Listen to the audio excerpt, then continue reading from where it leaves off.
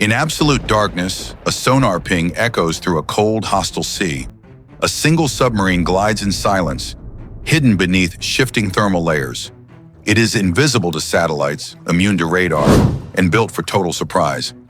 In the contested waters of the South China Sea, submarines do not simply hide. They stalk, they wait, they hunt. Every passing merchant ship, every military convoy, and every lone destroyer becomes a potential target. The United States Navy has one mission in these waters: detect the enemy before the enemy can strike. Failure would not simply mean the loss of a ship. It would mean a strategic shockwave felt across the global economy. This is the silent war of submarine hunting, a war with no front lines, no warning shots, and no forgiveness for the side that hears the enemy first. The South China Sea is one of the most strategically valuable maritime regions in the world. 1/3 of global trade passes through these waters every year, carrying energy, food, and manufactured goods between continents. Beneath the surface, deep ocean basins and jagged underwater terrain create a near-perfect sanctuary for submarines. Sound bends and scatters through layers of warm and cold water, turning detection into a brutal contest between physics and technology. Above the waves, rival nations lay claim to reefs, islands, and artificial outposts. Air patrols circle overhead.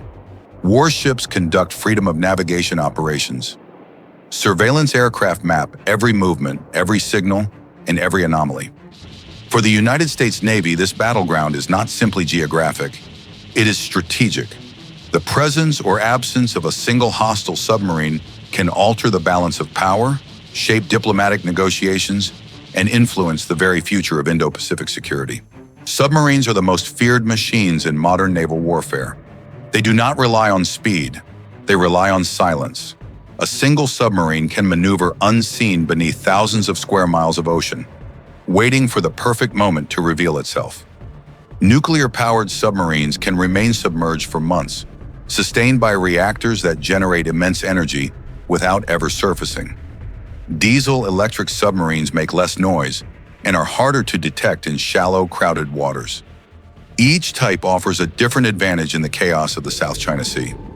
The challenge is not firepower, but detection. Warships can be seen. Aircraft leave radar signatures, but submarines vanish into the thermocline, where cold waters bend sound and swallow sensors in a cloak of acoustic distortion. For any navy, failure to detect a submarine in time is catastrophic. A single torpedo can split a ship in half. A single cruise missile can disable a carrier battle group. Submarines are not built for deterrence. They are built for decisive strikes. In order to counter hostile submarines, the United States Navy deploys an array of platforms designed specifically for anti-submarine warfare. Each asset plays a precise role in a complex hunt that unfolds in 3 dimensions. The P-8 Poseidon Maritime Patrol aircraft serves as the hunter from above. It scatters fields of sonobuoys across the ocean, listening for the faintest mechanical heartbeat beneath the waves. Its sensors can track a submarine across hundreds of miles without ever being seen. On the surface, Arleigh Burke-class destroyers bring firepower and endurance. Their towed sonar arrays sweep vast volumes of water, while specialized launch systems prepare to fire anti-submarine rockets and torpedoes the moment a target is confirmed. Below the surface, Virginia-class submarines hunt in total secrecy. Submarine against submarine combat is the deadliest form of naval warfare. The victor is the one that hears the other first and strikes without hesitation. Helicopters complete the United States Navy's anti-submarine triangle. Equipped with dipping sonar and lightweight torpedoes, they can deploy rapidly and strike within minutes of a submarine contact. Sonar is the most powerful weapon in anti-submarine warfare. It does not rely on sight, it relies on sound. In the undersea battlefield, sound travels 4 times faster than it does through air, turning the ocean into a vast corridor of acoustic information. Active sonar sends a pulse of sound into the deep. When that pulse strikes metal, rock, or machinery, it echoes back to the listener. It reveals distance, direction, and movement. But active sonar exposes the hunter, announcing its presence to every submarine within range. Passive sonar works in silence. It listens for propellers, pumps, and turbines. It listens for waves breaking against a hull. It listens for the faint metallic rhythm of a submarine operating at low speed. A skilled sonar operator can identify a vessel from sound alone. The ocean itself complicates this contest. Warm and cold layers bend sound into unpredictable paths. Storms and shipping noise flood the spectrum with interference. Whales and shrimp create their own acoustic signatures, adding chaos to the hunt. To overcome this, the United States Navy deploys towed arrays that trail hundreds of meters behind a ship. These sensors operate far from the noise of engines and machinery, listening for the distant whisper of a submarine in motion.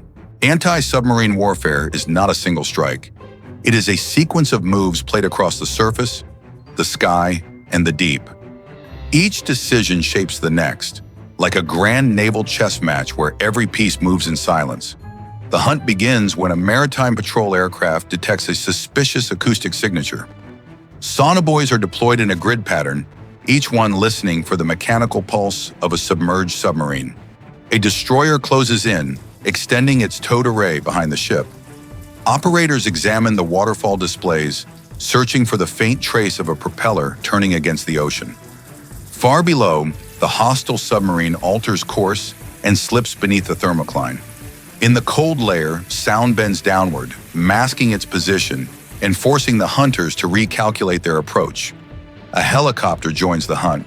It drops a dipping sonar and sends data directly to the ship. The helicopter provides speed, agility, and precision, tightening the noose around the unknown vessel. Once multiple sensors confirm the same position, the kill chain is complete. Torpedoes or anti-submarine rockets can be launched within seconds. In the world of submarine warfare, there is no warning. There is only detection and strike. In the South China Sea, submarine hunting is not only a tactical mission, it is a strategic contest between great powers. Beneath the waves, the United States Navy and the People's Liberation Army Navy study each other, test each other, and prepare for the possibility of conflict that neither side desires. China has invested heavily in modern submarine fleets. Nuclear-powered attack submarines provide endurance, while diesel-electric boats remain ideal for shallow coastal waters. Their presence complicates every American patrol and every maritime operation in the region. Anti-submarine warfare has become a silent competition of sensors. Drones, satellites, seabed arrays, and long-range surveillance aircraft gather fragments of intelligence that must be woven into a coherent picture of the undersea battle space. Neither side seeks open confrontation. The stakes are too high. A single miscalculation could alter trade routes, fracture alliances, and draw entire nations into crisis. Both fleets understand that the most dangerous wars are the ones fought in silence. For now, the rivalry remains in the shadows. Each submarine movement is tracked. Each aircraft sortie is noted. Each patrol is analyzed. The South China Sea has become a proving ground for the future of naval warfare. Submarine warfare rarely erupts without warning. There is usually a pattern of detection, tracking, and escalation. But when the silent war turns loud, it does so in an instant and without mercy. During high-tension patrols, a destroyer may detect a submarine closing distance. Sonar operators call out bearing and range. Aircraft are diverted. Helicopters scramble. The ocean becomes a battlefield of sound, geometry, and timing. The hostile submarine launches countermeasures. Decoys release bursts of bubbles and noise. Some generate false acoustic signatures that mimic submarines. Others create invisible screens that disrupt sonar beams and hide the real vessel. The destroyer deploys its own countermeasure, a spread of torpedoes programmed to search for a target across a wide area. These weapons home in on noise and pressure, adjusting course as they glide through the depths. In these moments, there is no room for hesitation. The first side to achieve an accurate acoustic fix gains the advantage. The second side becomes prey.